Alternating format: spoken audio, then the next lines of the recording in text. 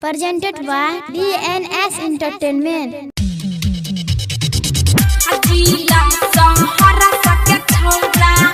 Recording Studio Simri Bandapur.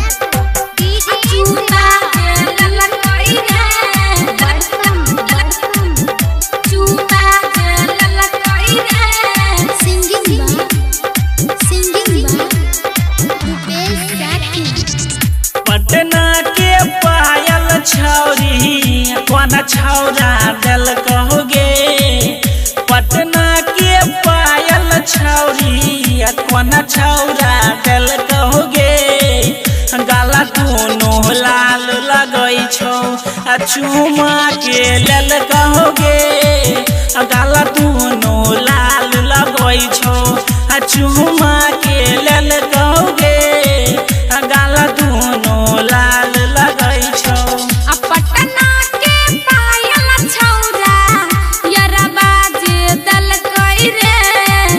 Patna के पायल छौरा यरबा जे दल कई रे। जिला सहरा सके छौरा चुमा जे लल कई रे।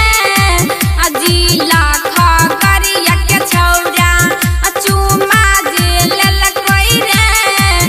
जिला मधेपुरा के छौरा जिला सहरा सके छौरा। Zim Recording Studio Simri Bandapur. चुमा जे लल कई रे। जिला मधेपुरा के छौरा। होठबा के लाली झुमका बहाली के दिल कहोगे। होठबा के लाली झुमका बहाली के दिल कहोगे। कोन छौरा पांज मलाके तोरा पंजियल कहोगे। कोन छौरा पांज मलाके तोरा पंजियल कहोगे। कोन छौरा पांज मलाके होठबा के लाली झुमका बाली की नो दल कही रे। होठबा के लाली झुमका बाली की नो दल कही रे। जिला पुरनिया के छौरा पजामे पजियल कही रे। जिला दरभंगा के छौरा पजामे पजियल कही रे। जिला सुपौल के छौरा जिला सहरा के छौरा। Singing by Rupesh Rathi.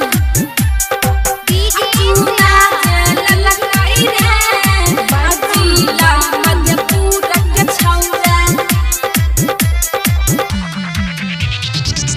हाथ में मोबाइल छौरी बोले के दल कहोगे। हाथ में मोबाइल छौरी कोन छौरा दिल कहोगे।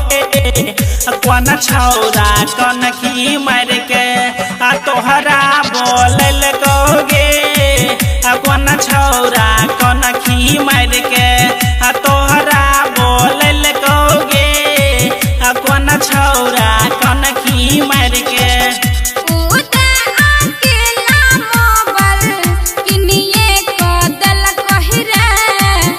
उदे अकेला मोबाइल किनिए को दल कही रे। डीजे शिवा हो केला कोन खींच हलल कही रे।